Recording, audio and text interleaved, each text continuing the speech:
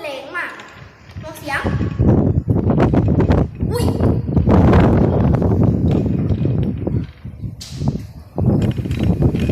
นี่เราไม่อยู่ตรงนี้ครับวันนี้ทุกคนที่อยู่ประเทศไทยก็น่าจะรู้ว่าพายุเข้านะครับ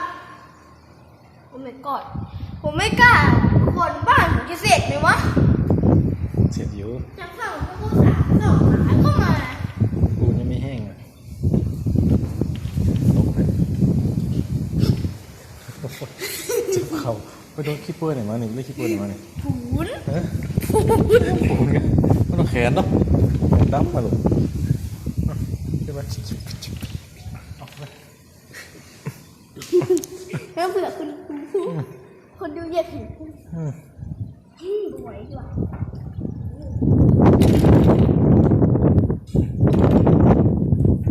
อันนี้มันพายุแน่เลยเนาะอุ้ยขลึงเฮ้ยไปลูกเชียงรายมันหรอกขลึงเชียงรายมันโดนซักโต๊ะไม่ได้เล่นนะโดนซักโต๊ะแต่ไม่ได้เล่นเลยความมือทางมันเนาะสงสารเปิดจุดสุดท้ายเหรอ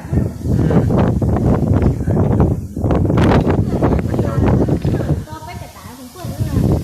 พะเยาถล่มแล้วนี่ถล่มใช่ไหมพะเยามันกำลังมาปะลุงมันกำลังมาปะถึงแล้วตัวผมเปิดปลอดภัยในโลกข้างเสือหัวคุณเล่นมาเมื่อละ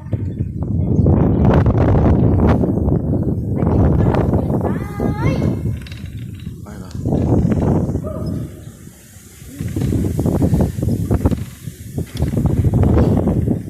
เชียงรายโดนเต็มเชียงราย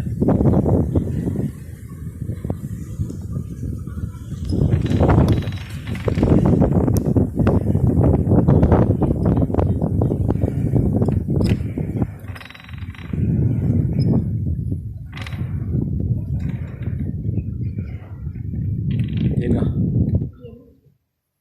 เดี๋ยวถ้าพาไป2-3 ชั่วโมงเดี๋ยวก็หนาวอ่ะฝนถ้าอย่ามาตกมันตกไก่ผมไม่อยากลงนะมันเอามีถล่ม